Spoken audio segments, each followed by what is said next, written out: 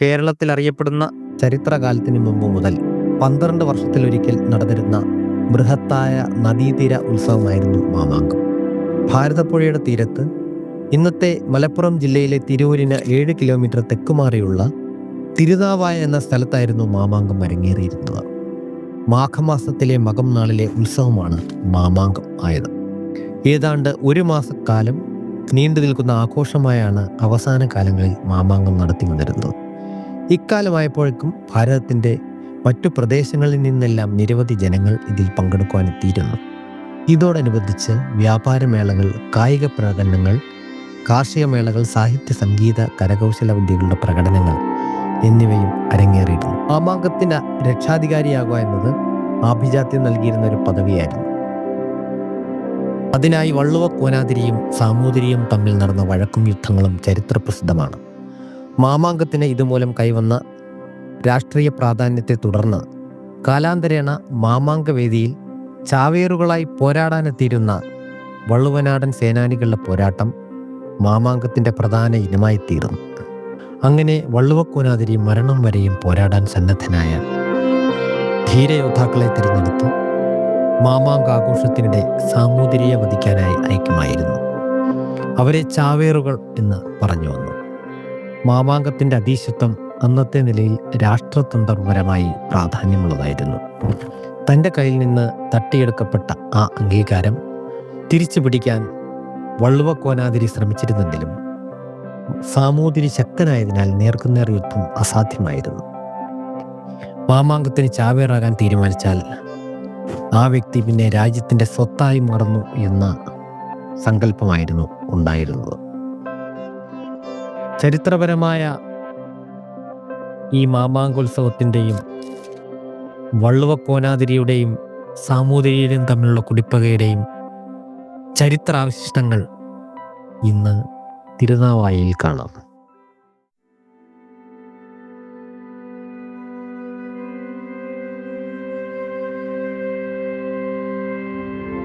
ചങ്ങമ്പള്ളി കളരിയെക്കുറിച്ച് പറയുമ്പോൾ 1700 കാലഘട്ടത്തിലാണ് അവസാനമായി നമ്മുടെ ഈ തിരുനാവായയിലെ മാമാങ്കം നടന്നിരുന്നത് എന്നാണ് ചരിത്രം രേഖപ്പെടുത്തുന്നത്.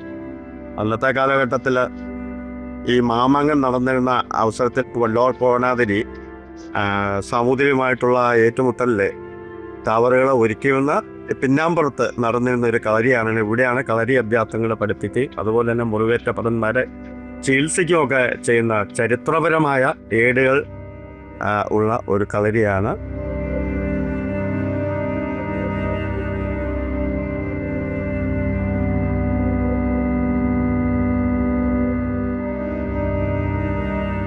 ചാവേറുകൾക്ക് പരിശീലനം നൽകിയിരുന്ന കളരിപ്പറയാണ് ഈ കാണുന്ന.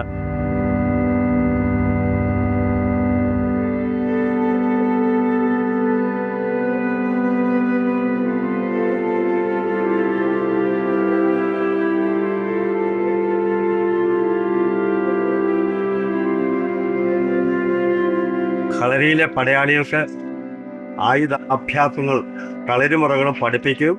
ഒപ്പം സാമൂതിരിയുടെ മുറിവേറ്റ ഭടന്മാർക്ക് അടിയന്തര ചികിത്സ നൽകുകയും ചെയ്തിരുന്ന കളരിയാണ് ഈ ചങ്ങമ്പള്ളി കളരി. തിരുനാവായയിൽ നടന്നു വന്നിരുന്ന മാമാങ്കത്തോടനുബന്ധിച്ചുള്ള ഈ യുദ്ധത്തിൽ പരിക്കേൽക്കുന്ന പടയാളികൾക്ക് അടിയന്തര ചികിത്സ നൽകുകയും അതുപോലെ മറ്റുള്ള കളരി അഭ്യാസങ്ങൾ തുടരുകയും ചെയ്തിരുന്ന സാമൂതിരിയുടെ കീഴിലുള്ള കളരിയാണ്. ഈ കളരിയിലെ മന്ത്രികൾക്കും നടവഴികൾക്കും ഒരുപാട് കഥകൾ പറയാനുണ്ടാവും. വാഴ്ചയുടെയും വീഴ്ചയുടെയും യുദ്ധത്തിൽ നുകയുവേറ്റ് വീണ പടയാളികളുടെ നൊമ്പരങ്ങളും വേദനകളും ഇങ്ങനെയുള്ള ജീവിത യാഥാർത്ഥ്യങ്ങളിലേക്ക് ഒരുപാട് കഥകൾ ഉറങ്ങുന്ന ഒരു മണ്ണാണ്. കേരള സംസ്ഥാന പുരാവസ്തു വകുപ്പിൻ്റെ സംരക്ഷിത മാമാങ്ക സ്മാരകമാണ് ഈ ചങ്ങമ്പള്ളി കളരി.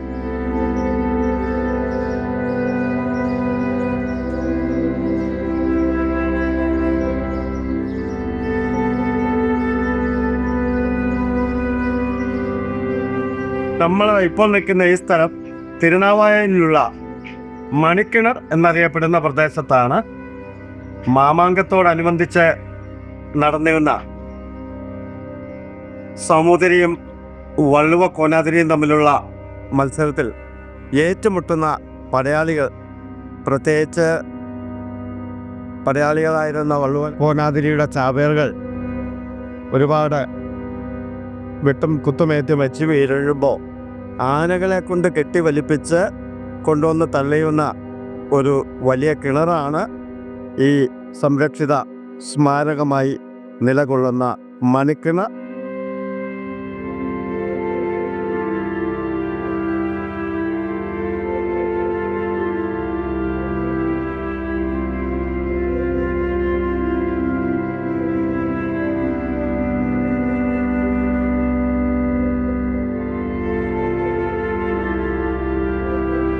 മാമാങ്കവുമായി ബന്ധപ്പെട്ട് സാമൂതിരിയുടെ അധീനതയിലായിരുന്ന മറ്റൊരു സംരക്ഷിത സ്മാരകമാണ് ഈ മരുന്നറ എന്ന് പറയുന്നത്.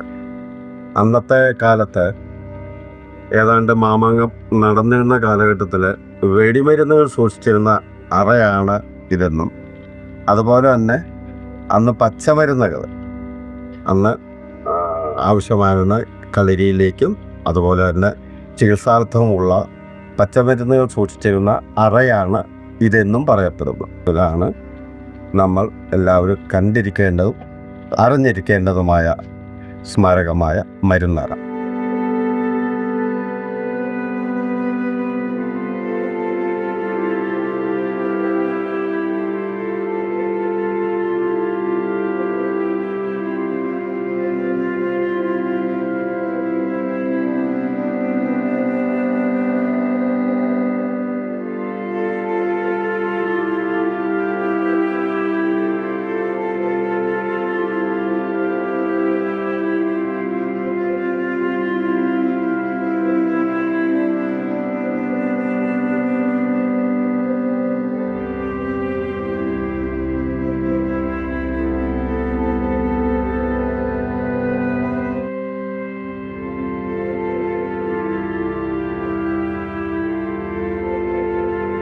വള്ളുവ കോനാതിരിയും സാമൂതിരിയും മാമാങ്കവും എല്ലാം ഉൾപ്പെട്ട വലിയ പഴയ 1700 കാലഘട്ടത്തിലേക്ക് നാം ചിന്തിക്കുമ്പോൾ വളരെ പ്രാധാന്യമർഹിക്കുന്ന ഒരു സ്ഥലമാണ്. നാം കേട്ടിട്ടുണ്ട് നിലപാട് തറ.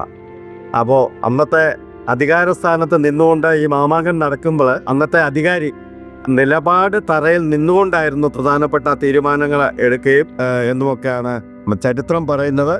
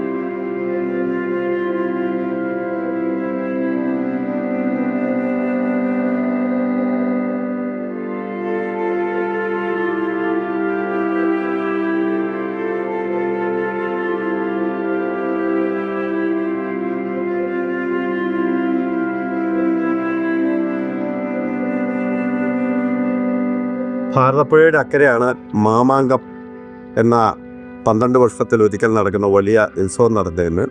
അപ്പോൾ രാജാക്കന്മാരും അവരുടെ വേണ്ടപ്പെട്ട ആളുകളും ഒന്നിച്ചിരുന്ന് മാമാങ്കം വീക്ഷിക്കുന്നതിന് വേണ്ടി ഉള്ള പ്രത്യേകം നിർമ്മിച്ച ഒരു സ്ഥലമായിരിക്കും ഈ പഴുക്കാമണ്ഡപം.